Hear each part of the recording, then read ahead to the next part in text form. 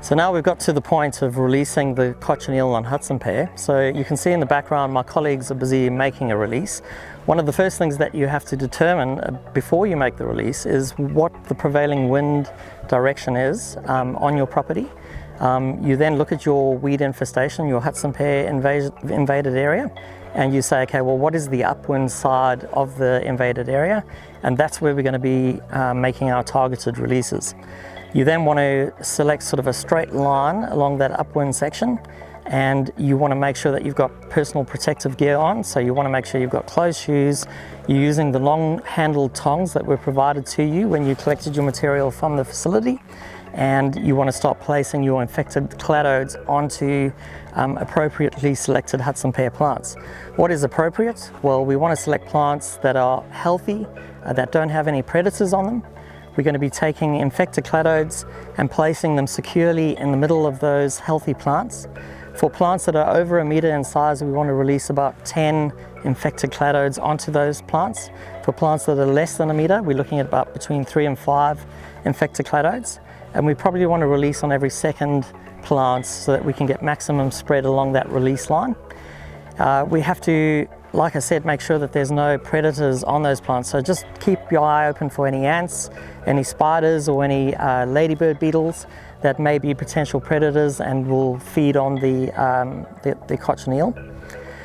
And then we have to be patient once we've made that release. We've got to give it a couple of months during summer for that cochineal inoculation to get established on those release plants. It could take anywhere between 2 and 3 months to get fully established. If the release was made in winter, if we make our releases in the middle of winter, we're looking anywhere between 4 and 6 months for the insect to become fully established.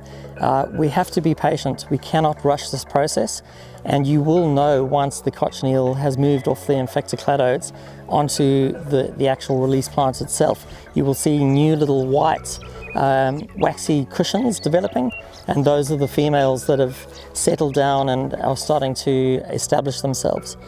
The question that often gets asked is, should we be releasing on plants that have flowers or fruits?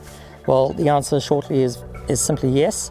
There is no issue. The cochineal will feed on the fruits as well as the actual cladodes or segments, and flowering will have no influence on the success of establishment of the insect.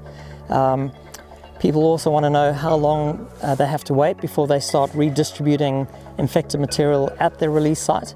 We say wait as long as you can. Once you've got a good inoculum load on the release plants, you can simply start breaking those infected pieces apart and then redistributing in the same way that you made your initial release through your invaded site or at other sites on your property. If you do this, just make sure that you make a record of where you're redistributing the material to, so that this can be updated into the database, so that we have a good understanding of where the insect is spreading naturally and where it is being moved around by humans.